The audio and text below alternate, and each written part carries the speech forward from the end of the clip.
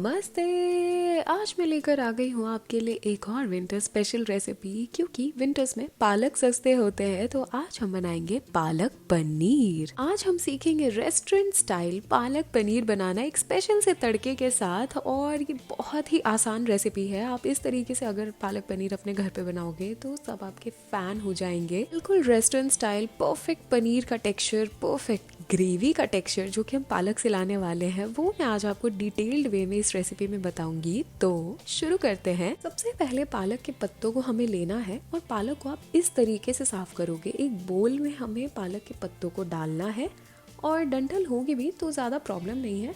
बस हाँ, जड़ें नहीं होनी चाहिए। जड़ों को आप बिल्कुल कट कर दोगे तो उसमें बहुत ही ज़्यादा मिट्टी होती है। हम नहीं चाहते वो बिल्कुल भी हमारी रेसिपी में आए। तो एक बोल में ढेर सारा पानी लेके आप उसमें ना डुबा डुबा कर पालक को धोगे ताकि मिट्टी नीचे बैठ जाए और फिर आप उसे छन्नी पे निकाल लोगे। तो ये प्रोसेस लगभग 1 से 2 बार करना है। पालक में कितनी मिट्टी है उसके हिसाब से, अगर कम है तो 2 बार में साफ हो जाएगी पालक। अगर ज़्यादा है तो 3 बार ज़रूर कर लेना आप, ताकि सारी मिट्टी पालक से अलग हो जाए। और थोड़ी देर के लिए हम इसे छन्नी पे रखेंगे और फिर इसे इस्तेमाल करने वाले हैं हम। सफाई का स्टेप होता है पालक का, ये बहुत ही ज़्यादा इंपॉर्टेंट है। बहुत बार ऐसा होता है कि हम पालक को अच्छे से साफ़ नहीं करते, जिसकी वजह से सिर्फ बोल में लेके ऐसे ही साफ़ कर देते हैं, जिसकी वजह से मिट्टी आ जाती है जो कि हमारी पूरी रेसिपी को ख़राब कर देती है। इसलिए इस बात का बहुत ध्यान रखोगे। फिर यहाँ पे मैं एक प्याज को बिल्कुल बारीक कट कर ले रही हूँ। ये बहुत इंपॉर्टेंट है। कटिंग जो मैं बता रही हूँ इसी तरीके से आप रखोगे। ये नहीं कि आपने लंबा लंबा काट दिया। प्लीज़ आप ट्राई करना कि बिल्कुल बारीक इस तरीके से आप प्याज को कट करो। और फिर हम बारीक करके लहसुन को भी पहले इस तरीके से कट करेंगे ताकि हम इसे स्पेशल वाले तड़के में ऐड कर सके।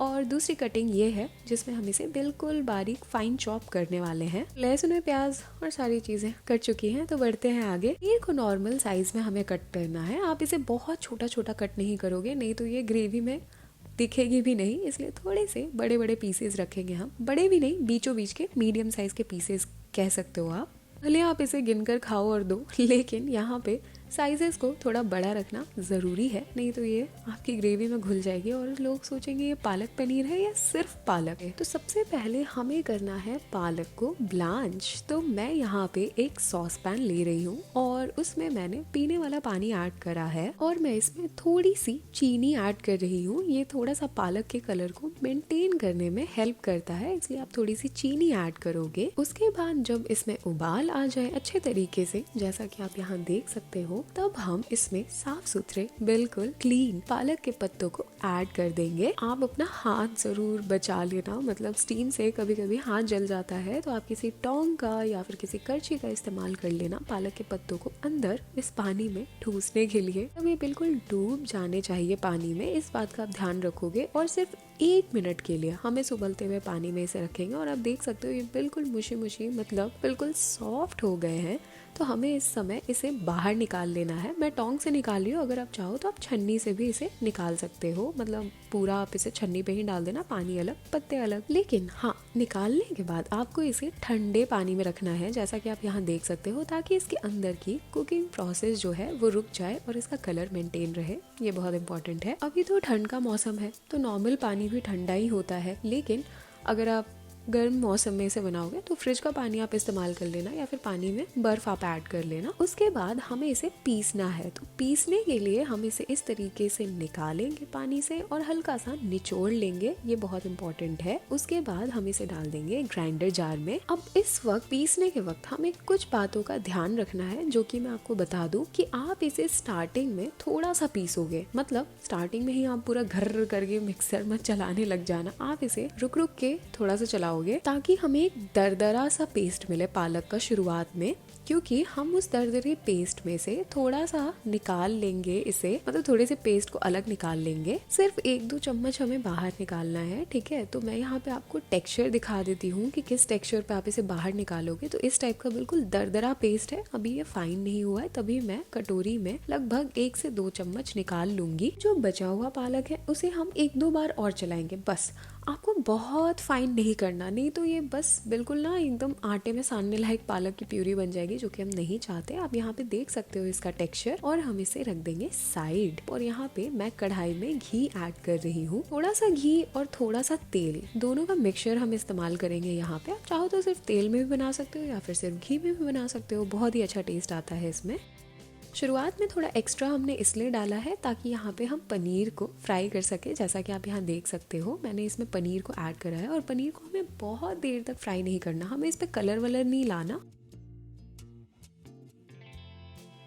हमें सिर्फ इसे हल्का सा इसमें इसी तरीके से सौते करना है। जैसा कि आप यहाँ देख सकते हो, हल्का सा चलाया हमने और इस पे कलर भी नहीं आया और हम इसे बाहर निकाल रहे हैं। आप देख सकते हो यहाँ पे कैसा दिख रहा है ये। इसे हम रख देंगे साइड। अब इसी कढ़ाई में तेल तो बचा है, घी भी बचा है, तो हम इसमें जीरा ऐड कर देंगे। जीरे के चटकने के बाद हम इसमें ऐड कर देंगे हरी मिर्च, जो बिल्कुल बारीक कटी हुई है। हाँ, मैं बता दूं, यहाँ पे आँच बिल्कुल धीमी है, क्योंकि पनीर जो है वो चिपक सकता है, जल सकता है। ऑल्सो कि यहाँ पे सारी चीज़ें बारीक कटी है तो वो भी जल सकती है, इसलिए आप आँच को बिल्कुल धीमे पे रखोगे। और इसमें ऐड करोगे आप प्याज। जब आप तेल में प्याज को ऐड करोगे तब आप आँच को मध्यम कर लोगे, ताकि इसकी भुनाई थोड़ी सी जल्दी हो सके। तो मध्यम आँच पे हम इसे भूनेंगे और इसे ना हमें हल्का सा ब्राउन करना है, बिल्कुल लाइट ब्राउन करना है इसे,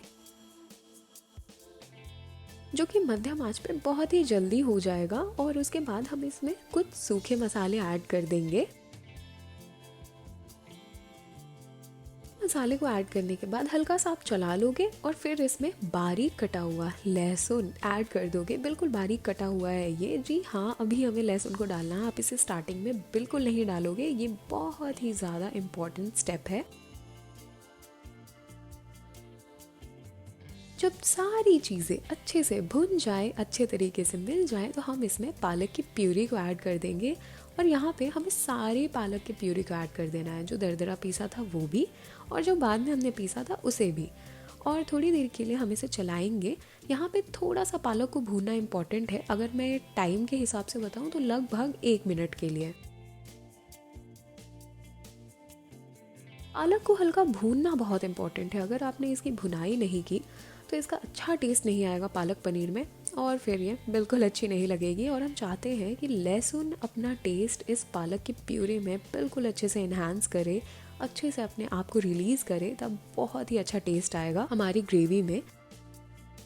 तो यहाँ पे अच्छे से इसकी भुनाई हो गई है। तो उसके बाद मैं इसमें थोड़ी कसूरी मेथी ऐड कर रही हूँ। जी हाँ, इसी वक्त ऐड करना है आपको, लास्ट में ऐड नहीं करना। तो यहाँ पे कसूरी मेथी ऐड करने के बाद मैं थोड़ा सा गरम मसाला ऐड कर रही हूँ। कसूरी मेथी और गरम मसाला इसी वक्त हम इसमें डाल देंगे और फिर हम हल्का सा पानी डाल के कंसिस्टेंसी को एडजस्ट करेंगे। जैसा कि आप यहाँ देख पा रहे थे कि ये काफ़ी गाढ़ा था, तो हल्का सा कंसिस्टेंसी को हमने एडजस्ट करा और फिर मैंने इसमें पनीर को ऐड कर दिया है।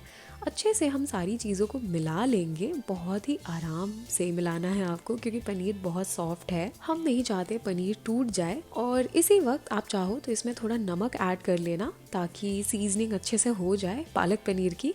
और सच बताओ तो ये रेडी है। जी हाँ, ये रेसिपी इतनी आसान थी और बिल्कुल restaurant style palak paneer ready है यहाँ पे। लेकिन छोटी सी कमी है जो अभी हम पूरी करेंगे। इसे सर्व कर लिया हमने और ऊपर से हमें एक छोटा सा तड़का लगाना है, जो कि बनाना बहुत ही आसान है। तड़का पैन में आप थोड़ा सा घी लोगे और उसके बाद आँच को यहाँ पे आपको बिल्कुल धीमा रखना है। और आप कोशिश करना कि आप छोटे वाले बर्नर पे करो और उसमें आप डाल दोगे लहसुन। लहसुन को हमने बारीक बारीक चिप्स जैसा काटा था, तो उसे ही हम यहाँ पे ऐड कर रहे हैं। और उसके बाद इसमें Kashmiri red chilli powder add कर देंगे हम। अगर आप लहसुन प्याज नहीं खाते तो लहसुन प्याज आप छोड़ देना और बाकी सारी चीज़ें जैसे मैंने बताई है उसी तरीके से ऐड करना। और यहाँ पे आप सिर्फ घी और कश्मीरी रेड चिली का भी तड़का लगा सकते हो ऊपर से।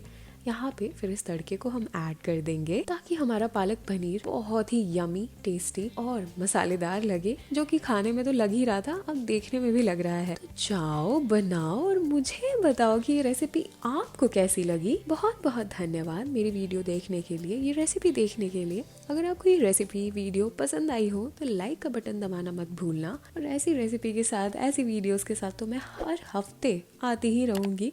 तो मेरे चैनल को भी सब्सक्राइब कर लेना। तब तक के लिए बाय बाय।